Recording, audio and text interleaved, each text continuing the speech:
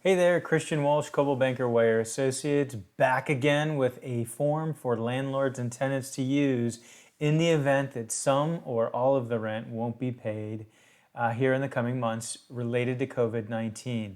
So, if you remember a couple weeks ago, we created a form and we were offering that to landlords and tenants in the event that they were not going to, the tenant was not going to be able to pay full or all rent for the month of April. This is from the California Association of Realtors, and this catchy name here, the Coronavirus Rent Payment Delay and Repayment Agreement. This form is one that you can reach out to us and we'll send you a copy. Now, I of course encourage landlords, if your residents aren't going to be able to pay, of course you're going to want to reach out to us for this form. But tenants, if you know you're not going to be able to pay, reach out so that we can get you a form. It's very important that all parties sign and document this, and this is included with the file as a supplement to the rental agreement or the lease. All parties need to make sure they sign this. So that's landlords and tenants. So let's get going through this form quickly so you can see up here mentions the parties and the addresses, nothing crazy. Down here, what it talks about is the rent is going to be delayed and that the tenant has let the landlord know. What's interesting is it only references April and May. It can be used beyond that. There's an other box here that you can use. But that's interesting that this is kind of a form that's meant to be used here in the short term. Talks about when the tenant notified the landlord and how they did it. Next thing is the reason for the rent delay. And per the executive order, there's several different reasons that a tenant can use for delaying rent. And this covers all of those that the bill mentions and leaves a line for others, so you can put in others. Now, another interesting thing, proof that tenant is unable to pay rent. So the executive order from Newsom actually allows the tenant to give verifiable documentation when they start to begin paying back the rent. But this one allows actually for if the tenant gives the landlord with the notification they won't be paying rent, you can mark that here.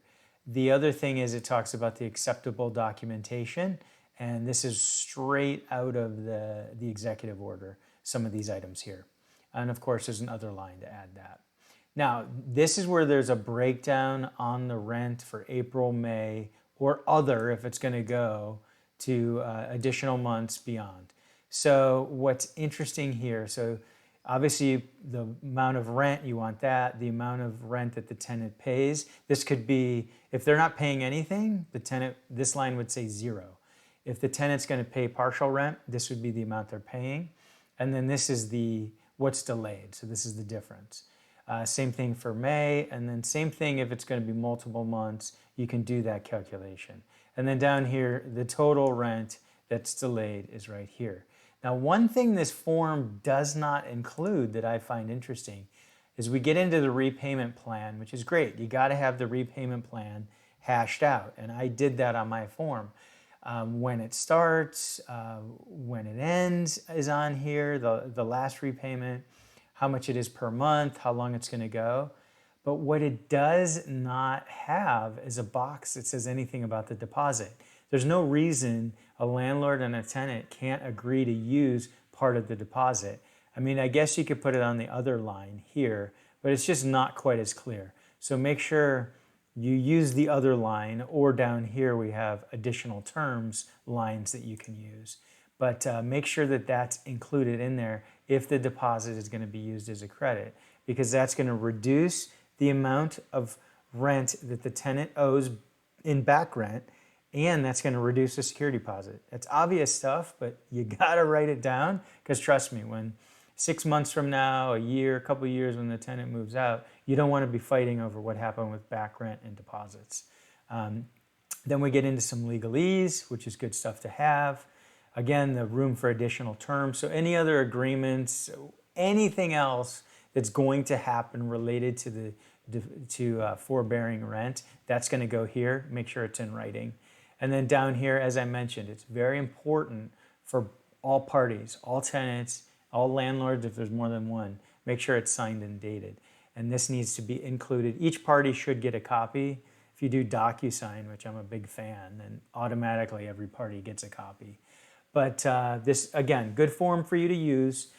This is for landlords to use. They can go ahead and initiate this, or tenants, you can initiate this. So whether you're a landlord or a tenant, reach out to us, Christian Walsh, Coldwell Banker Wire Associates. You can email, send a carrier pigeon, text 949-677-3466, and we'll get you a copy of this form to use.